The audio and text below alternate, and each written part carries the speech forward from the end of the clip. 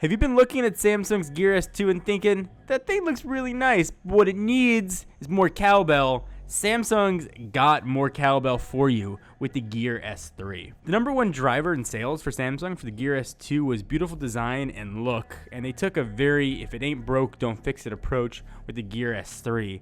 This is a better looking version of an already really good looking watch. It's going to be available in two different design languages, Classic or Frontier. The Classic is going to have Bluetooth and Wi-Fi, and the Frontier is going to be a bit more rugged, have an active look and different design choices. Also going to have Bluetooth and LTE models available. Design UI is I think where Samsung really shines. Gear S2 had an always-on display, but they upped it with the Gear S3. You now have 16 million Super AMOLED colors on their always-on display to create a really immersive experience. And of course, that's going to work with a variety of watch faces as well. Talking about specs on a watch seems a bit silly, but in case you're wondering, it's a 1.3-inch Super AMOLED circular display with no spare tire at the bottom. IP68 is here on board as well, but the flagship feature for me is the addition of Samsung Pay on a watch. If you've used Samsung Pay on one of their phones, it kind of seems like a paying magic trick, and the very same philosophy is here as well. Just hold down the back button and carousel of cards are going to pop up. Choose it when you want, tap it to the terminal, and you are done. It's going to work for NFC transactions and also for magnetic strip, which is a really kind of cool thing, meaning it's going to work at like 95% of all terminals, even where things like Apple Pay will not work. So the Tizen ecosystem is relatively new. When the Gear S2 launched, it didn't launch with a cadre of apps, but Samsung thinks they've fixed that with the Gear S3. They expect by Q4 there'll be over 10,000 apps and watch faces. If you decide to opt for a version that has its own data, and it will work with all four major carriers, you'll be able to do things like Spotify on the go, able to make HD voice phone calls right from your watch, and all kinds of other phone things that ordinarily you'd have to carry a phone in your pocket for.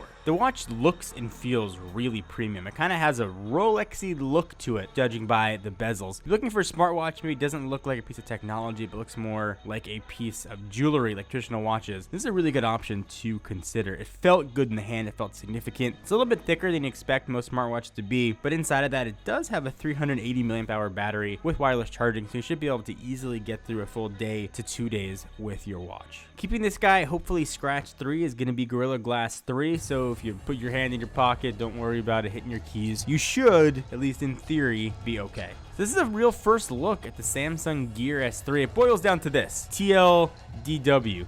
Didn't watch the whole thing. It looks premium. It feels premium. There's now app support. I don't mind that it's not Android Wear. As long as it gives you notifications, I'm pretty happy. The LTE versions do a lot of things now, and Samsung Pay built into the watch with the MST technology, that's the technology that you just put it up to the card reader, is really incredible. Those are features that you want in a smartwatch. Look no farther than the Gear S3. But if maybe the Gear S2 still catches your fancy, Samsung's still gonna sell that because, you know, sometimes people want things different. Variety. It's the spice of life.